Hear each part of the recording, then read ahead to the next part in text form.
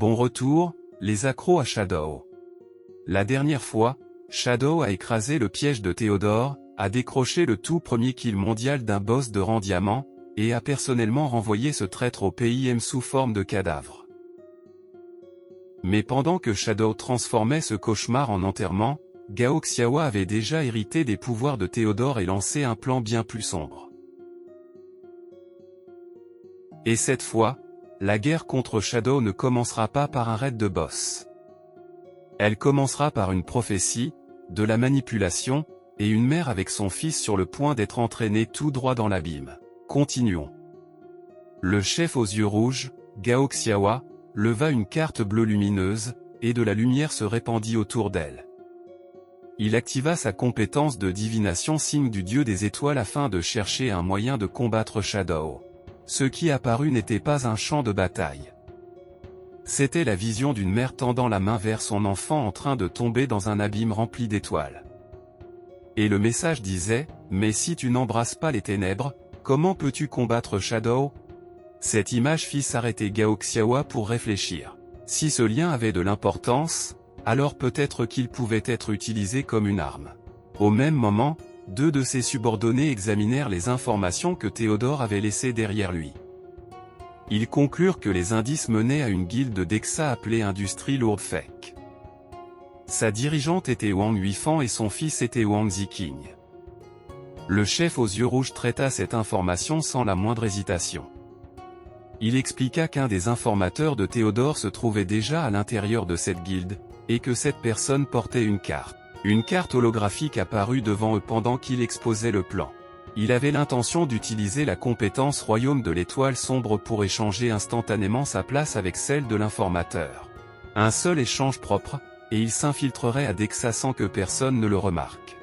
Mais avant cela, Gao Xiaowa tendit la main et tira une autre carte bleue lumineuse. Il remit les cartes aux mages aux cheveux blancs et à l'autre subordonné, en leur disant de les garder soigneusement et de ne jamais les utiliser. Les subordonnés confirmèrent l'ordre immédiatement. Mais le chef continua d'expliquer, ces cartes seraient leur moyen de voyager dans les 200 centres d'Exa et le pays. Monsieur après cela, il clarifia la suite. Il irait d'abord seul à Dexa. Eux devaient rester en arrière et attendre son signal. Ce n'est qu'alors que Gao Xiaowa utiliserait son pouvoir pour téléporter en masse les forces d'élite du PIM directement en territoire ennemi. Avec la carte bleue lumineuse en main et des cicatrices rouges brûlant sur son bras droit, il fit de nouveau connaître sa promesse. La volonté des héros du PIM était toute rassemblée dans son corps avec toutes leurs capacités. Et bientôt, tout le monde saurait que le PIM conquérirait tout le jeu maudit. Cela dit, le chef aux yeux rouges déclencha la compétence spatiale. Une colonne de lumière bleue explosa autour de lui, et il disparut en échangeant sa place avec le porteur de la carte. Et à sa place, un autre homme apparut. Pas un guerrier. Pas un génie machiavélique. Juste un pauvre type accroupi maladroitement avec un rouleau de papier toilette à la main. L'homme balbutia rapidement qu'il était aux toilettes. Un agent lui dit calmement de ne pas être nerveux. Puis l'agent s'adressa à lui en l'appelant l'ami de Théodore et lui souhaita la bienvenue au pays. Monsieur, le jeune homme avait l'air complètement abasourdi. Ce qui était logique. Une seconde plus tôt, il gérait ses affaires privées, et la seconde d'après, il avait été téléporté devant un comité d'accueil hostile. Pendant ce temps, dans la zone du boss fleur infernale du cauchemar, les joueurs survivants attendaient toujours Shadow après le combat. Puis une lueur numérique bleue apparut. Shadow se reconnecta au jeu. L'équipe le remarqua immédiatement, et un joueur cria aussitôt que leur patron était de retour. Shadow fut stupéfait de voir que tout le monde était encore là. Il demanda tout de suite pourquoi personne n'était parti et s'il l'attendait encore. Shen Wuming, le chef de la guilde des chevaliers du temple, le salua avec un sourire chaleureux. Il dit à Shadow que tout le monde avait suivi ses instructions. En plus, le chef de guilde avait ordonné à tout le monde de ne pas toucher au butin. Ils avaient tout laissé à Shadow. Shadow leva la main, de l'énergie jaune y crépitant, et les remercia pour leur dur labeur. Ils avaient réussi à tuer un boss de rang diamant pour la première fois dans le monde entier. Mais dans son esprit, Shadow connaissait la véritable raison pour laquelle personne n'était parti. Il n'arrivait pas à franchir le mur pour quitter la zone. Puis il dit à son équipe d'utiliser le butin pour renforcer leur puissance de combat. Juste après, il utilisa sa compétence main cupide. Un gigantesque point doré s'écrasa au sol et rassembla tout le butin. 2 joueurs tout proches observèrent la scène avec un choc visible. L'un d'eux reconnut immédiatement cette compétence légendaire. Il comprit que leur récompense allait devenir ridicule. Maintenant, il savait pourquoi Shadow progressait aussi vite dans le jeu. Après que notre garçon eut fini de trier les objets, il dit à l'Inquinjiu qu'il n'avait gardé que les récompenses de durée de vie et les objets de classe assassin, en restant fidèle à leur accord. Tout le reste était à répartir entre les membres de l'équipe. Ensuite, Shadow plaça tout le butin dans l'anneau spatial de l'officiel. L'Inquinjiu rougit au moment même où elle vérifia l'anneau. La quantité à l'intérieur était si absurde qu'elle paraissait presque irréelle. Puis elle demanda ce qu'il était advenu de Théodore et des autres.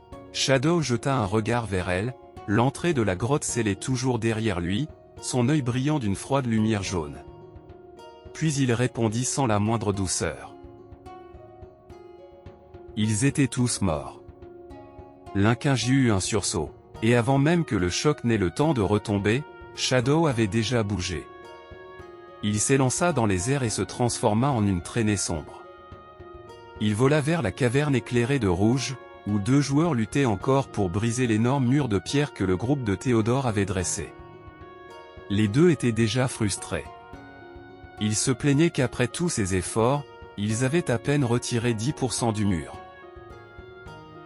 Puis ils se figèrent tous les deux. Une traînée d'énergie bleue et sombre passa à toute vitesse. Shadow atterrit, libéra une rafale de taillade bleue, et pulvérisa le mur en un instant. Une seule entaille d'ombre instantanée suffit à réduire le mur en morceaux. Il entra simplement dans le tunnel nouvellement ouvert et agita une main derrière lui, congédiant avec désinvolture les joueurs stupéfaits comme s'ils n'étaient que du décor. Tous les joueurs de l'équipe de Raid restèrent là, totalement émerveillés. Ils l'avaient reconnu immédiatement et ne pouvaient que contempler l'écart entre leur puissance et la sienne. Plus tard, alors qu'il chevauchait son dragon, Shadow vérifia le butin du boss. Il avait obtenu 3 trésors, et 2 d'entre eux étaient des objets de rang légendaire. Il s'agissait d'un livre de compétences ultimes, d'une arme et d'un brassard. Il en fut assez satisfait pour agir immédiatement et utilisa 2100 points d'évolution afin de faire évoluer la compétence ultime. Le système afficha alors sa nouvelle forme. Compétence ultime de rang antique, cauchemar sans fin, et son effet était vicieux. Elle créait dans un rayon de 160 mètres un état de cauchemar à effet de zone qui enfermait les ennemis dans un processus de descente et remplissait rapidement leur jauge de cauchemar à chaque attaque. En plus de cela, elle avait un effet passif qui augmentait ses dégâts de 80% contre les cibles affectées. Shadow étudia la compétence et comprit immédiatement à quel point elle était immonde contre les autres joueurs. L'état de cauchemar les empêchait de se déconnecter. Rien que ça, c'était déjà terrible. Mais une fois combiné avec malédiction florissante, il pouvait tuer définitivement n'importe quel joueur depuis l'intérieur du jeu. Il imagina même le résultat. Une cible terrifiée se tordant de douleur tandis que des lisses araignées rouges lumineux jaillissaient de sa poitrine. Un charmant petit détail pour tous ceux qui faisaient encore semblant que ce jeu était normal. Malgré tout, il nota une limite. Le statut de cauchemar pouvait être supprimé par des compétences de purification ou certains objets. Après cela, il passa à l'arme. Une épée rouge et noire se forma dans sa main, brillant d'une lumière menaçante. Le système l'identifia comme une lame de classe assassin appelée le faiseur de petits-fils. Ses statistiques étaient brutales. Elle offrait d'énormes statistiques et de lourds dégâts d'attaque dans le dos. Mais le niveau requis pour l'utiliser était le niveau 24. La lame possédait aussi un effet cumulatif unique qui permettait à Shadow de voler les âmes des ennemis qu'il tuait. Ces âmes augmentaient son attaque physique de 200 à chaque cumul.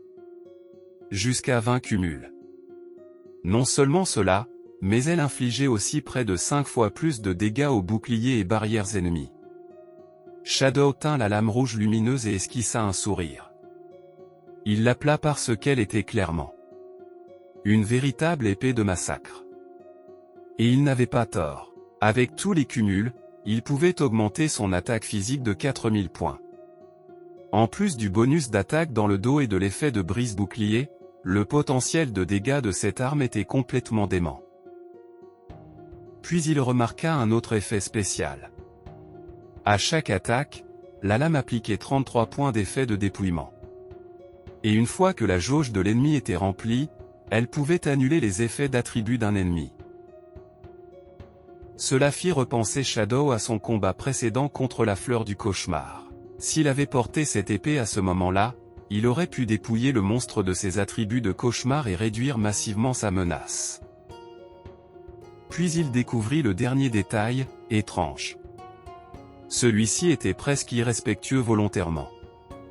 Tout joueur tué par cette épée gagnerait le titre permanent, Shadow le troisième, au-dessus de sa tête et deviendrait son petit-fils. Notre garçon trouva ça hilarant. Maintenant, le nom de la lame, le faiseur de petit-fils, prenait totalement son sens. Mais il était maintenant temps de vérifier la dernière pièce de butin qu'il avait obtenue sur le boss. Et c'était un brassard de rang diamant. Shadow était enthousiaste parce qu'il savait que tout équipement au-dessus du rang diamant avait une chance de posséder une capacité spéciale en plus d'excellentes statistiques. Et au moment même où il l'équipa, un bouclier géométrique doré se forma autour de son corps. Notre garçon observa sa capacité et en fut immédiatement satisfait. Toutes les 30 secondes, il générait automatiquement un bouclier bloquant la magie. Alors que Shadow volait dans le ciel teinté d'orange sur le dos d'Oziri, il pensa que son butin était si bon que cela en devenait presque impoli. Mais rassembler autant de monde en avait largement valu la peine. Et tandis qu'il survolait la ville en ruine, il calcula son prochain mouvement. Cela faisait déjà 3 jours et les industries lourdes fake lui devaient encore 800 ans de durée de vie. Cette dette n'avait pas été oubliée. Il décida donc que sa prochaine destination serait la cachette de la tour penchée magique afin de récupérer le paiement restant. Au même moment, Shadow prévoyait aussi de monter jusqu'au niveau 25 et d'affronter une nouvelle épreuve en utilisant l'objet cloche d'invocation. Puis l'histoire revint quelques jours en arrière. Dans les restes désolés d'un village corrompu, un groupe de joueurs tomba dans une embuscade. 2 d'entre eux furent instantanément transpercés à travers la poitrine par des tentacules sanglants. Ils hurlèrent de douleur alors qu'ils étaient déjà embrochés. La chose qui les attaquait était une monstruosité flottante aux yeux orange lumineux. Un boss de rang émeraude de niveau 18 appelé Squelette Bena. Les joueurs restants paniquèrent aussitôt.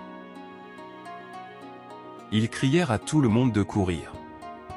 Ils ne comprenaient pas comment un boss de rang émeraude pouvait apparaître là. Puis une main enveloppée d'intenses flammes violettes intervint et arrêta la foule sans effort.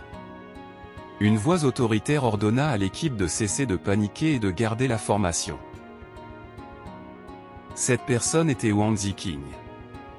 Il se tenait là, vêtu d'une cape noire, entouré d'une énergie abyssale violette tourbillonnante. Avec une confiance absolue, il déclara qu'il contrôlerait lui-même le boss. Puis il ordonna à l'équipe d'attaquer et promit de les mener à la victoire. La réaction ne fut pas exactement respectueuse. Son propre groupe le traita de fou et lui cria de s'enfuir. Un autre membre du groupe lui rappela qu'il s'agissait d'un boss de rang émeraude. Et ensuite, parce que les gens ne ratent jamais une occasion d'être stupides en public, ils se moquèrent de lui parce qu'il agissait comme s'il était Shadow. Wang Ziqing ne fut pas dérangé. Il se contenta de sourire en coin. Ses yeux brillèrent d'une lueur violette sinistre pendant qu'il leur disait de bien regarder et d'être témoins de la véritable puissance de son abîme. Puis son aura explosa juste devant les 2 membres du groupe déboussolés. Une immense vague de magie violette jaillit et corrompit le sol en marécage abyssal. Alors que les ténèbres s'étendaient, il formula sa déclaration avec une arrogance totale. Shadow ne faisait que se cacher dans les ténèbres.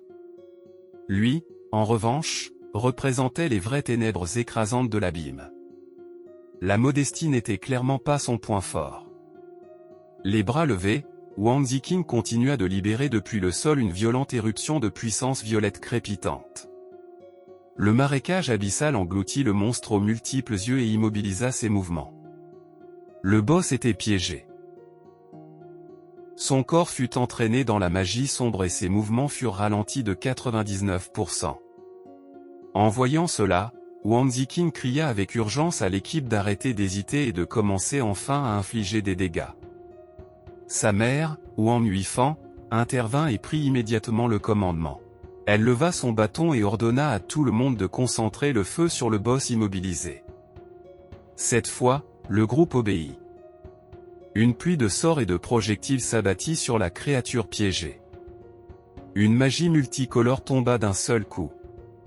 Et les attaques combinées arrachèrent de larges portions de la vie du boss. Pendant un instant, 2 membres du groupe pensèrent que le pire était passé. Puis l'un d'eux remarqua que le boss changeait. Il se libéra du marécage et s'éleva dans les airs.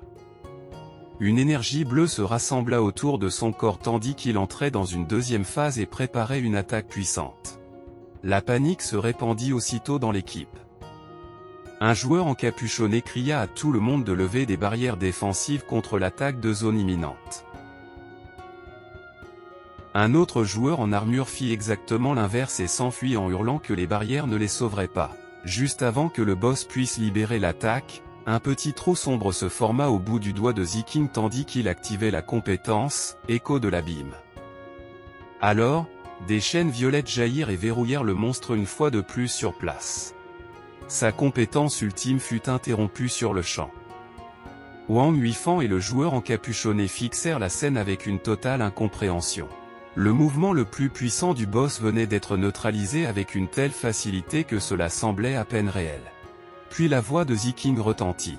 Froide et tranchante, il insulta tout le groupe et les traita de déchets inutiles. Les yeux brillants de violet, Ziqing pointa sa mère du doigt, la traita de pathétique, et se moqua d'elle pour avoir amené une bande de lâches qui ne savaient que fuir. Il agissait comme si le combat était déjà décidé simplement parce qu'il était là. Et bien sûr, il le disait avec l'assurance d'un homme qui n'avait jamais envisagé d'être humble ne serait-ce que 5 secondes. Riant de façon démente tandis qu'une énergie violette sombre flamboyait autour de lui, Wang Ziqing déclara qu'il allait réveiller de force leur véritable potentiel. Il dit qu'il allait leur montrer comment la guilde Industrie Lourde Fake devait vraiment agir. Puis il leva haut la main. Au même moment, d'inquiétantes bulles rouges commencèrent à apparaître autour des membres déconcertés du groupe. Les bulles se transformaient directement en durée de vie sur place. Wang Yuifan et les autres furent pris complètement au dépourvu. Puis la compétence fut révélée comme étant offrande abyssale. Un visage démoniaque terrifiant émergea tandis que le pouvoir corrompu prenait possession du groupe. Les joueurs hurlèrent d'agonie pendant que leurs yeux s'illuminaient d'une lueur rouge sinistre. La malédiction drainait leur durée de vie. En échange, elle augmentait temporairement leurs attributs de 99% et les plongeait dans une frénésie berserk. Puis cette même équipe terrifiée qui avait failli se désintégrer tint bon sur ses positions. Sous ce sombre renforcement, ils commencèrent à psalmodier en rythme. L'instant d'après, ils libérèrent une pluie de sorts en direction du boss de rang émeraude. La puissance élémentaire s'écrasa contre le monstre enchaîné de tous les côtés. L'assaut combiné était absurdement puissant. Une explosion enflammée déchira le champ de bataille et ravagea les structures alentour. Quand la fumée se dissipa, le boss s'était déjà brisé en particules dorées. Une notification du système confirma que les Industries Lourde Fake avaient vaincu le boss de rang émeraude. Les membres survivants explosèrent de joie. Ils crièrent, acclamèrent et renversèrent la tête en arrière comme s'ils venaient de conquérir le monde. C'était la première fois qu'ils vainquaient un boss de rang émeraude en tant que guilde. Puis ils traitèrent Ziqing comme le héros incontesté de la guilde. Son nom résonna dans les ruines tandis que les membres le lançaient en l'air. Pendant tout ce temps, sa mère observait la scène en silence à distance. Une fois la célébration calmée, Wang Yuifan ordonna aux autres de se partager le butin. Puis elle dit à Ziqing de venir avec elle. Plus tard, la maîtresse de guilde se tint à côté d'une fille et emmena Ziqing à l'écart du groupe dans les ruines d'un bâtiment abandonné. Lorsqu'ils furent seuls, Wang Huifang se tourna vers son fils. Ses yeux brillèrent d'une vive lumière bleue tandis qu'elle exigeait la vérité sur l'origine de ses étranges compétences. Ziqing détesta visiblement cette question. Il se plaignit que sa mère le traitait comme s'il avait fait quelque chose de mal au lieu d'avoir remporté pour eux une victoire aussi énorme. Wang Huifang n'en eut rien à faire. Elle exigea une réponse malgré tout. Claquant la langue, Ziqing affirma qu'il avait reçu ses pouvoirs obscurs comme récompense pour avoir vaincu un boss puissant. Wang Huifang le fixa droit dans les yeux, sachant que son fils mentait. Cela laissa Ziqing détourner le regard dans un silence coupable. Elle insista davantage. C'était un mage, mais ses compétences obscures n'étaient clairement pas des capacités normales de mage. Et elle ne s'arrêta pas là, Wang Huifang révéla le prix de ce que son fils avait fait.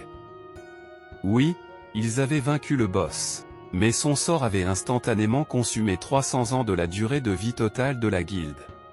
Le pire, c'est que cette durée de vie perdue était censée rembourser leur immense dette envers Shadow. À ses yeux, le prix était bien trop élevé.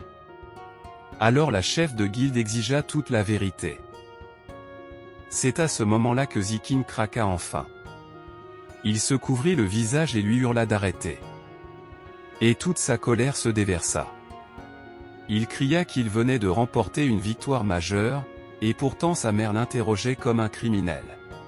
Il fulmina contre son obsession pour Shadow, et dit qu'il ne deviendrait jamais un chien soumis comme Wang Huifang l'était. Il dénonça son incompétence, traita sa mère de lâche, et déclara qu'il en avait fini d'être contrôlé. Puis Ziqing lui tourna le dos et fit sa prochaine promesse. Il tuerait Shadow lui-même bientôt. Et après cela, il mènerait les industries Lourdfeng pour en faire la meilleure guilde d'Exa. Wang Huifang lui cria de s'arrêter. Elle avertit son fils qu'il était trop jeune pour comprendre les règles brutales de la survie dans ce monde apocalyptique. Avant que la dispute n'aille plus loin, la fille intervint. Les larmes coulaient sur son visage lorsqu'elle posa doucement une main sur l'épaule de Ziqing. Elle le supplia de se calmer et dit que sa mère agissait seulement pour son bien. Pendant ce temps, Ziqing tourna lentement la tête. Un œil brillait d'une malveillance violette. Il répéta doucement ces mots, pour son bien. Puis son expression se durcit en une pure intention meurtrière. Et l'instant suivant, Ziqing explosa de rage. Il se retourna et frappa brutalement la fille au visage. Le coup lui tordit le cou d'une manière écœurante. En même temps, il hurla à sa mère et exigea de savoir pourquoi elle avait essayé de le forcer à être avec une fille aussi laide si elle voulait vraiment ce qu'il y avait de mieux pour lui. La fille tomba sans vie sur le chemin de terre. Wang Huifang se figea d'horreur. Elle tendit la main, impuissante, et cria à Ziqing, exigeant de savoir ce qu'il avait fait. Mais Ziqing resta simplement debout au-dessus du corps et regarda froidement Xiaohui se dissoudre en particules dorées. Le système confirma la mort de Xiaohui, Ziqing l'avait tué. Et il répondit par un soupir satisfait. La sueur coulait légèrement sur son visage, mais ses yeux brûlaient toujours d'énergie abyssale. Puis il marmonna froidement que sa mère l'avait forcé à faire cela. Après cela, Ziqing se retourna et s'éloigna dans les terres désolées sans se retourner. Tandis que les particules de Xiaohui s'effaçaient, Wang Huifang cria désespérément pour qu'il s'arrête et revienne. Mais son fils ignora chacune de ses paroles. Très loin de là, le chef aux yeux rouges du PIM se tenait au-dessus des cadavres de Chu Kunshan et Zuma. Des éclairs rouges sombres crépitaient autour de sa main marquée de cicatrices tandis qu'il la tendait vers les corps. En utilisant les capacités de sa classe collecteur de cadavres, il extraya les compétences persistantes de leurs cadavres. Puis il loua froidement les pouvoirs qu'il avait pris et dit à ses subordonnés tombés de reposer en paix. 3 jours plus tard, à la base des industries Lourdfeng à l'intérieur de la cachette de la tour penchée magique, un garde en armure aux cheveux coupés en brosse était coincé à son poste de surveillance. Il bâilla d'un ennui absolu, puis une ombre géante engloutit la zone au-dessus de lui. Son expression changea immédiatement. La confusion vint d'abord. Puis la panique totale. Osiris, le colossal dragon squelette, descendit du ciel à travers une énergie violette tourbillonnante. Les gardes hurlèrent et supposèrent qu'un énorme boss dragon venait d'apparaître. Le chaos se propagea rapidement dans toute la base pendant que le garde en armure criait à tout le monde de se préparer au combat. Un autre membre encapuchonné lui cria de ne pas plaisanter avec ça et ordonna aux gardes de s'enfuir. Puis Shadow parla. Debout calmement dans l'aura sombre, les yeux jaunes brillants, il dit à la foule paniquée de se détendre. Il révéla qui il était et exigea qu'on fasse venir Wang Huifan. Shadow était là pour récupérer les 800 ans de durée de vie qu'il lui devait. Au moment où le membre encapuchonné comprit que le légendaire Shadow était celui qui montait le dragon, il tomba à genoux. Toute l'attitude du garde en armure changea instantanément elle aussi. C'est fou comme le courage a tendance à s'évaporer quand la mort arrive sur un dragon. Tremblant, le membre encapuchonné s'excusa et dit à Shadow qu'il arrivait au mauvais moment parce que la chef de guilde n'était pas là. Cela troubla Shadow. Ils avaient un rendez-vous. Toujours à genoux, le membre de la guilde expliqua ce qui s'était passé. Quelques jours plus tôt, Wang Huifan et son fils avaient eu une violente dispute. Depuis, aucun des deux ne s'était reconnecté au jeu. Le reste de la guilde n'en savait pas plus. Shadow y réfléchit en silence. Wang Huifan tenait généralement parole. Donc, si elle avait manqué le rendez-vous, alors quelque chose de grave avait dû se produire dans le monde réel. Puis un nouveau message apparut. Il venait d'un contact et contenait une mission de prime urgente avec une grosse récompense. Le message disait que les membres restants du pavillon du dragon noir de la cité magique s'étaient enfuis vers Nanu parce qu'ils étaient traqués par la guilde du ciel. Mais à la suite d'un retournement inattendu, il s'avéra que Nanu était en réalité la base principale du pavillon du dragon noir. Et maintenant, une immense bataille y faisait rage. Le message précisait aussi que les joueurs de Nanu étaient généralement détendus et préféraient un rythme de vie plus lent. Mais, après que les joueurs restants du pavillon du dragon noir eurent rejoint leur quartier général principal dans la région de Nanu, ils gagnèrent soudainement une puissance écrasante. Cette brusque montée en puissance bouleversa complètement toute la région de Nanu. Les officiels locaux envoyèrent un signal de détresse et demandèrent l'aide de Shadow contre eux. Shadow considéra l'offre et réfléchit d'abord à la situation. Il nota qu'il n'était encore jamais allé à Nanu. En utilisant les souvenirs de sa vie passée, Kai jugea que Wang Huifan n'était pas en danger de mort immédiat. Elle était censée conduire les industries lourdes Fek à devenir une grande guilde de la cité magique. Alors, pour le moment, Kai choisit d'aller d'abord à Nanu et d'y récupérer la prime. Mais avant de partir, il dit aux gardes de le prévenir à l'instant même où leur chef de guilde se reconnecterait. Puis Shadow ordonna à Osiris de s'élever dans le ciel. Il envoya un message à son contact disant qu'il atteindrait Nanu dans l'heure. Cette réponse laissa le contact stupéfaite, et elle demanda s'il était déjà près de Nanu. Mais Shadow répondit qu'il était encore dans la cité magique. Cela choqua encore davantage son contact, parce que Nanu se trouvait à plus de 1000 km de la cité magique. À ce stade, le dragon squelette de Shadow volait pratiquement comme un missile en os. Pendant ce temps, dans le monde réel, une pluie battante engloutissait les rues lugubres de la cité magique. Cette nuit d'orage, Wang Huifan marchait seul sous l'averse et fouillait une rive boueuse sous un immense pont autoroutier. Là, elle finit par trouver Ziking. Il était accroupi sous la pluie, le dos appuyé contre le pilier de béton. Lorsqu'elle s'approcha, il gardait la tête baissée, et l'un de ses yeux dégageait une faible lueur bleue surnaturelle. Wang Huifan lui demanda doucement de rentrer à la maison.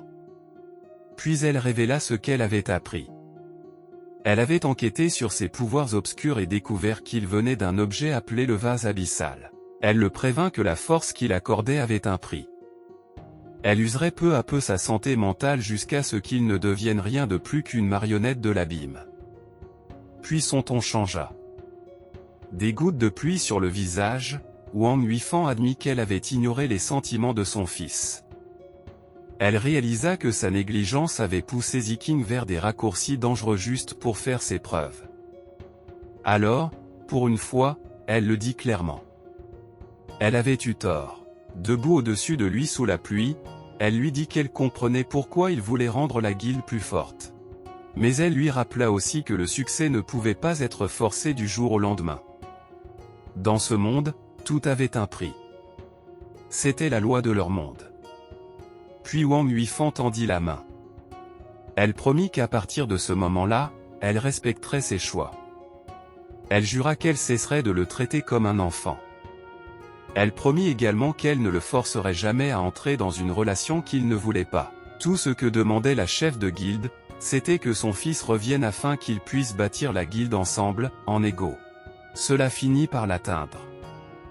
Ziking releva les yeux, des larmes coulant de ses yeux violets lumineux, et appela doucement sa mère. Et puis le moment fut brisé. Un portail vert lumineux s'ouvrit derrière eux sur le mur et le chef aux yeux rouges en sortit. Il les interrompit aussitôt et dit à Ziking que retourner avec sa mère ne ferait que le replonger dans la même vieille vie. Gao Xiaowa parla alors qu'il était dans un état intangible de marcheur d'âme. Il ne pouvait pas être blessé. Puis il proposa un choix à Ziking. S'il lui donnait le pouvoir de réaliser tous ses rêves, que choisirait-il? Wang Yuifang fut immédiatement alarmée. Elle exigea de savoir qui était cet intrus. Gao Xiaowa l'ignora complètement. À la place, il se concentra uniquement sur Ziking et commença à lui servir exactement ce qu'il voulait entendre. Il promit de faire des industries lourdes Fek la guilde la plus puissante de la cité magique, et de faire de Ziking le meilleur mage également. Le chef de guilde aux yeux rouges promit même de l'aider à tuer Shadow et à dominer le classement. Et il livra tout cela avec l'assurance fluide d'un homme qui, manifestement, s'était spécialisé professionnellement dans l'art de ruiner les vies. Wang Yuifang intervint immédiatement. Protectrice et furieuse, elle cria qu'elle ne laisserait pas un inconnu tromper son fils. Des chaînes magiques violettes apparurent autour d'elle. Elle ordonna à l'intrus de se figer et lança les chaînes fantomatiques sur lui. Mais les chaînes traversèrent tout droit le corps de Gao Xiaowa. Wang Yuifang se figea de stupeur. Incapable de comprendre comment cela était possible. Le chef aux yeux rouges abandonna l'état de marcheur d'âme et bougea instantanément. Il se projeta en avant à une vitesse fulgurante et la saisit par la tête.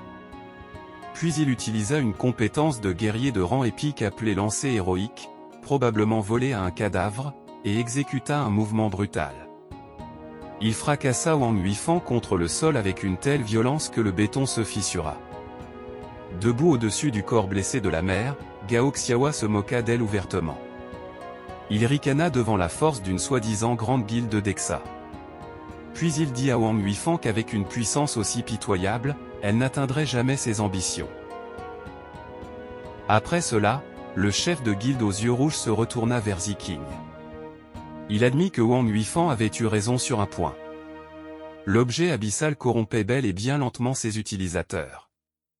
Mais il révéla alors le détail que sa mère avait passé sous silence. Cette corruption pouvait être purifiée. Ziking fut stupéfait. Et c'était exactement le genre de phrase qu'un garçon désespéré et instable entendrait toujours bien plus fort que l'avertissement qui la précédait. Le chef enfonça encore davantage l'idée. Il affirma que Wang Yuifang avait caché cette vérité uniquement pour garder le contrôle sur son fils. Il dit à Ziking que tant qu'il resterait sous l'ombre de sa mère, il n'obtiendrait jamais de vraie liberté ni de véritable respect. En saignant sur le sol, Wang Yuifang supplia son fils de ne pas écouter les paroles tordues de cet inconnu. Elle admit qu'une méthode de purification existait bel et bien, mais elle n'était possible qu'avec une classe cachée unique appelée exorciste. Et selon elle, la seule détentrice connue de cette classe était déjà morte. À cet instant, des cicatrices rouges lumineuses en forme d'étoiles s'illuminèrent sur le bras du chef aux yeux rouges. Une énergie rouge ardente se répandit dans sa main. Gao Xiaowa regarda droit devant lui et posa une seule question glaciale. Qui avait dit à Wang Yuifang qu'elle était morte? Puis il plaça cette énergie rouge dans le corps de Ziking et activa l'une de ses capacités. La compétence réduisait de moitié l'accumulation des effets négatifs, y compris la corruption abyssale. Ziking consulta son interface système et regarda sa jauge abyssale diminuer. Cela le laissa stupéfait. La purification était réelle. Wang Huifan avait du mal à l'assimiler. Elle balbutia que cela aurait dû être impossible. Elle était certaine que la véritable exorciste était morte, et elle exigea de savoir qui cet homme était réellement. Gao Xiaowa l'ignora encore. Ziking, pendant ce temps, était déjà en extase. Il serra les points d'excitation en réalisant ce que cela signifiait. Si la corruption pouvait être réduite, alors il pourrait utiliser davantage de compétences de l'objet abyssal. Wang Huifan tenta désespérément une dernière fois. Elle cria que la véritable exorciste était une femme et que cet homme était un imposteur. Le chef aux yeux rouges dit calmement à Ziking de faire confiance à son propre jugement. Puis il utilisa une autre compétence, harmonie du yin et du yang. Grâce à cela, Gao Xiaowa commença à manipuler directement les émotions de Ziking. Il lui dit que sa mère n'utilisait l'amour que comme une chaîne et dit à Ziking que Wang Huifan avait toujours nié sa véritable valeur. Puis il le guida vers l'étape suivante. Tuer sa propre mère. Une fois qu'elle aurait disparu, plus personne ne le contrôlerait jamais. Puis il jeta un couteau au sol. Les yeux de Ziking devinrent vides et une lueur rouge sinistre s'y répandit. Le chef lui promit que tout ce que Ziking désirait serait à lui. Depuis le sol, Wang Huifan le supplia de comprendre qu'il était contrôlé par la magie. Mais son fils resta debout au-dessus d'elle en silence, serrant la lame lumineuse. Et à cet instant, la prophétie que Gao Xiaowa avait reçue pour vaincre Shadow était sur le point de devenir réalité. Wang Huifan le supplia encore, elle le pria de se réveiller. Elle le supplia de se libérer de l'influence de cet inconnu. Mais Ziking n'écouta pas, leva le couteau et choisit les ténèbres mentionnées dans la prophétie. Alors que sa mère appelait faiblement son nom une dernière fois, il abattit la lame. L'entaille fut brutale. Puis, tenant toujours le couteau ensanglanté, Ziking se tourna vers le chef aux yeux rouges. Il n'y avait aucun remords sur son visage. Il demanda seulement si l'homme l'aiderait vraiment à obtenir tout ce qu'il voulait. Le chef répondit oui. Et avec cette réponse, un sourire profondément dérangeant se répandit sur le visage de Ziking. Il était ravi. Debout au-dessus du corps sans vie de sa mère, il dit au chef de commencer et demanda ce qu'il devait faire ensuite. Alors le chef aux yeux rouges activa l'une de ses cartes magiques. Cette fois, il tenait une carte à l'éclat rouge. Une nouvelle capacité apparut. En utilisant la compétence de divination qu'il avait volée à Théodore, il projeta la carte rouge lumineuse dans le ciel. Ziking leva les yeux, sous le choc. À l'intérieur, Gao Xiaowa vit une nouvelle prophétie. Un immense météore en flammes fendait un ciel cramoisi. La vision avertissait que l'abîme dévorerait les cieux et que même Shadow ne pourrait pas y échapper. Et qu'une étoile rouge de mauvais augure détruirait toutes les ténèbres. Ziking fixa la carte rouge, confus. Il ne comprenait pas ce que tout cela signifiait. Le chef expliqua qu'il s'agissait d'une prophétie et qu'elle disait que le pouvoir de Ziking se répandrait dans tout Dexa. Même les ombres ne pourraient pas y échapper. Puis il ajouta un détail de plus. La compétence étoile rouge de mauvais augure apparaîtrait pour détruire les ténèbres. Ces ténèbres pouvaient être Shadow, ou peut-être Ziking lui-même. Cela secoua enfin Wang Ziking. De la sueur apparut lorsqu'il réalisa qu'il pourrait mourir dans cette catastrophe à venir. Le chef lui assura que l'événement lui-même était inévitable. Mais la survie dépendait des décisions humaines. Il conseilla donc à Ziking de renforcer sa guilde avec son pouvoir abyssal et de se préparer à l'affrontement avec Shadow. Puis il invoqua une autre carte rouge lumineuse et la lui remit. Avec son pion désormais pleinement lancé, Gao Xiaowa entra dans la brume et s'en alla. Il promit qu'il retrouverait Ziking lorsque le moment serait venu. Laissé seul dans l'obscurité, Ziking accepta pleinement sa corruption. Ses yeux brillèrent de rouge et il passa directement à son acte suivant. Il tendit une main au-dessus du cadavre de sa mère et libéra une magie sombre. Une énergie rouge tourbillonnante enveloppa le corps de Wang Huifan tandis qu'il lançait marionnette abyssale. La magie envahit son cadavre. Elle hurla tandis que ses yeux s'embrasaient de rouge. Puis la compétence acheva son œuvre.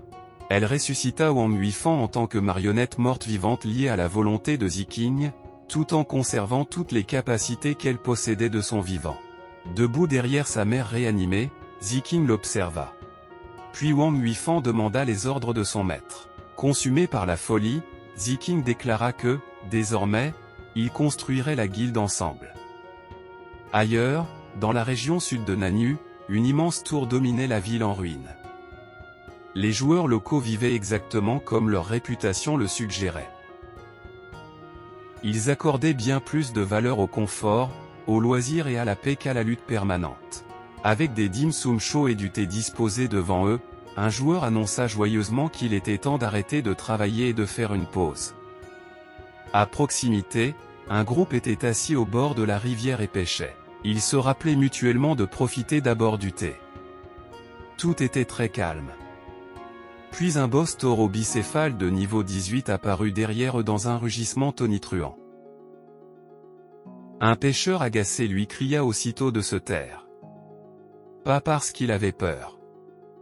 Parce que le monstre faisait fuir les poissons. Cela résumait à peu près la région en une seule phrase. À présent irrités que leur après-midi ait été interrompu, les joueurs posèrent leurs boissons et libérèrent leurs auras magiques. Puis l'un d'eux ordonna au groupe de charger. L'équipe attaqua avec une coordination impeccable. Un joueur tira un rayon de givre sur l'une des têtes du taureau pour appliquer du contrôle de foule et empêcher le monstre de lancer ses sorts. En même temps, un guerrier en armure et un mage menèrent l'assaut. Ils dirent à l'équipe de brise-armure de viser les points faibles pendant que les dégâts suivaient. Ils voulaient finir le combat vite. Et ils ont presque obtenu exactement cela. L'équipe infligea de lourds dégâts et fit chuter la barre de vie du boss à toute vitesse. En réponse, les yeux du monstre s'embrasèrent de fureur. Poussé dans ses derniers retranchements, il entra dans un état berserk. Puis il libéra une immense onde de choc qui fracassa le sol et projeta un pêcheur dans les airs. Cela suffit à briser le courage de la ligne de front. En voyant le boss enragé et devenu trop dangereux, ils paniquèrent et s'enfuirent. Tout en battant en retraite, ils crièrent à leur chef de guilde d'agir. C'est à ce moment-là que la chef de guilde apparut. Une jeune fille à la peau mate et aux cheveux blancs laissa calmement tomber son thé au boba et s'avança. Elle utilisait une canne à pêche comme arme. Portant de simples sandales, elle se propulsa dans les airs en direction du monstre. Toujours agacée que la bête ait gâché leur pause, elle l'insulta et lança une ligne de pêche verte lumineuse.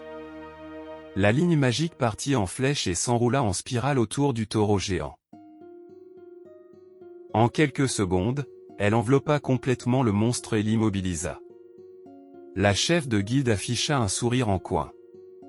Puis elle tira sur la canne et déclencha sa compétence ultime. La ligne trancha le boss piégé et infligea plus de 16 000 dégâts. Sa vie tomba à zéro. Lorsqu'elle atterrit, le système annonça que Ai avait tué le taureau. Sa capacité fonctionnait en piégeant d'abord les cibles, puis en infligeant des dégâts en fonction de leur santé manquante. Le boss se dissout en orbe de butin doré. Les joueurs autour d'elle explosèrent en acclamations. Ils félicitèrent Ai pour avoir calculé les dégâts à la perfection et commencèrent à scander le slogan de leur guilde sur le thème de la pêche. Ai se contenta de rire et déclara que protéger la région de Nanyu relevait de sa responsabilité. C'est alors qu'il fut révélé qu'elle possédait une classe cachée appelée maîtresse de la pêche. C'était une classe d'assassins qui utilisait une canne à pêche pour des attaques à distance, ce qui, honnêtement, collait à cette région d'une manière inquiétamment parfaite. Puis un membre de la guilde annonça que le thé était prêt. Il n'en fallut pas plus. Le groupe retourna joyeusement vers les tables et laissa le butin sur l'herbe pour plus tard. Ils n'allaient certainement pas manquer leur du thé pour un trésor. Ai sourit, fit un signe de la main et les suivit. Le champ de bataille se retrouva donc vide. Et pendant que les joueurs de Nanyu savouraient leur thé dans une paix totale, les orbes de butin lumineux restèrent intacts. Puis un bruit vint des buissons voisins. Un homme chauve et balafré aux yeux bleus lumineux observa la scène. C'était un survivant restant du pavillon du Dragon Noir. En voyant le butin abandonné, il se moqua de la guilde de Nanyue pour avoir laissé derrière elle de précieuses récompenses juste pour boire du thé. Puis il fit signe à ses hommes d'avancer. Les membres du pavillon du Dragon Noir activèrent une compétence de furtivité de groupe de niveau 15 appelée Voile d'ombre. Un dôme de camouflage se forma autour d'eux tandis qu'ils avançaient furtivement et ramassaient avidement les orbes. Pendant que les joueurs de Nanyue discutaient tranquillement de pêche, les voleurs cachés riaient discrètement entre eux. À leurs yeux, c'était le moment parfait pour frapper. Leur cible était détendue.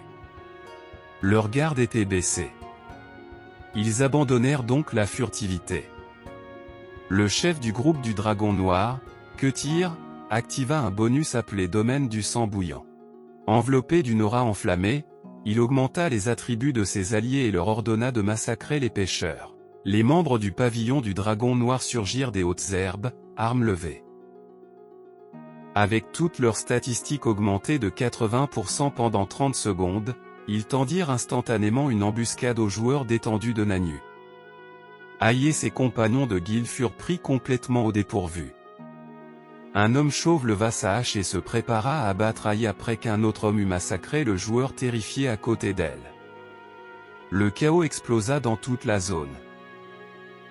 Les assaillants frappaient dans tous les sens, riaient et réclamaient du sang. La paisible poste s'effondra dans les cris et les débris qui volaient.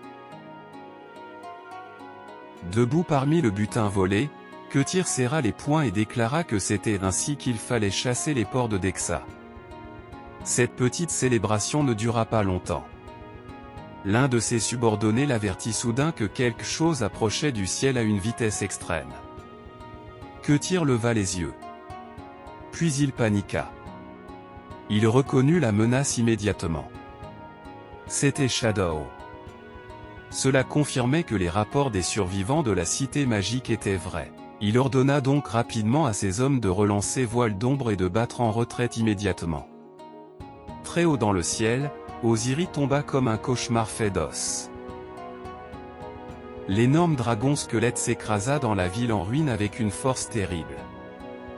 Debout au sommet du dragon, les yeux jaunes lumineux, Shadow observa le champ de bataille. Il était vide. Notre garçon se demanda s'il était arrivé trop tard. Puis il remarqua les orbes de butin encore non ramassés sur le sol. Cela lui en dit assez. L'ennemi avait fui dans la panique après avoir reçu un avertissement précoce de son arrivée. Cela lui laissait un problème. Il ne comprenait pas comment il l'avait détecté, puisqu'il avait voyagé en parfaite discrétion. C'est ici que se termine l'épisode d'aujourd'hui. Aujourd'hui, le plan de Gao Xiaowa a enfin commencé à avancer dans l'ombre, Wang Ziqing a sombré encore plus profondément dans l'abîme, et Shadow est arrivé à Nanyue juste à temps pour découvrir un tout nouveau chaos qui l'attendait. Et maintenant, avec une guilde corrompue en pleine ascension, une nouvelle prophétie planant sur tout, et des ennemis capables de détecter Shadow même en furtivité, les choses ne sont sur le point que de devenir pires. Dites-moi ce que vous en pensez dans les commentaires ci-dessous. On se retrouve dans le prochain épisode.